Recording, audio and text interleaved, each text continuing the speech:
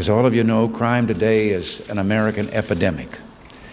It takes the lives of over 20,000 Americans a year, touches nearly a third of America's homes, and results in about $8.8 billion a year in financial losses. I've resisted figuring out and doing what is sometimes typical in remarks of this kind, and that is to tell you how many people are going to be murdered while I'm talking to you. But these statistics suggest that our criminal justice system is broken down, that it just isn't working, and many Americans are losing faith in it. 9 out of 10 Americans believe that the courts in their home areas aren't tough enough on criminals. And the cold statistics do demonstrate the failure of our criminal justice system to adequately pursue, prosecute, and punish criminals. In New York City, for example, less than 1% of reported felonies end in a prison term for the offender. The perception is growing that the crime problem stems from the emergence of a new privileged class in America, a class of repeat offenders and career criminals who think they have a right to victimize their fellow citizens with virtual impunity. They're openly contemptuous of our way of justice. They don't believe they'll be caught, and if they are caught, they're confident that once their cases enter our legal system, the charges will be dropped, postponed, plea bargained away, or lost in a maze of legal technicalities that make a mockery of our legitimate and honorable concern with civil liberties. Once again, the research shows that this common perception has a strong basis in fact. Just take one limited part of the crime picture.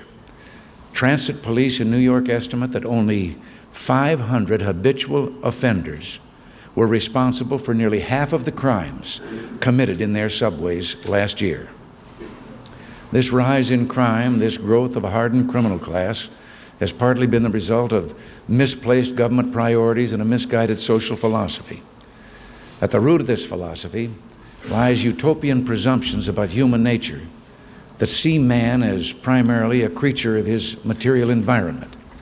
By changing this environment through expensive social programs, this philosophy holds that government can permanently change man and usher in an era of prosperity and virtue. In much the same way, individual wrongdoing is seen as the result of poor socio-economic conditions or an underprivileged background. This philosophy suggests, in short, that there is crime or wrongdoing, that society, not the individual, is to blame.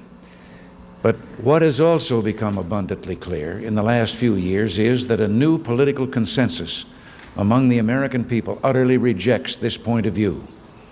The increase in citizen involvement of the crime problem and the tough new state statutes directed at repeat offenders make it clear that the American people are reasserting certain enduring truths, the belief that right and wrong do matter, that individuals are responsible for their actions, that evil is frequently a conscious choice, and that retribution must be swift and sure for those who decide to make a career of preying on the innocent.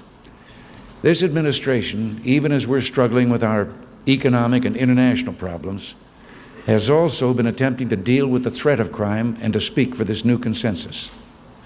As you know, one of the most critical duties that we faced upon taking office was controlling the influx of illegal drugs into this country. The South Florida Task Force, which we established under the leadership of Vice President George Bush, has, in the opinion of virtually all knowledgeable observers, been highly successful in slowing the illegal flow of drugs into the United States.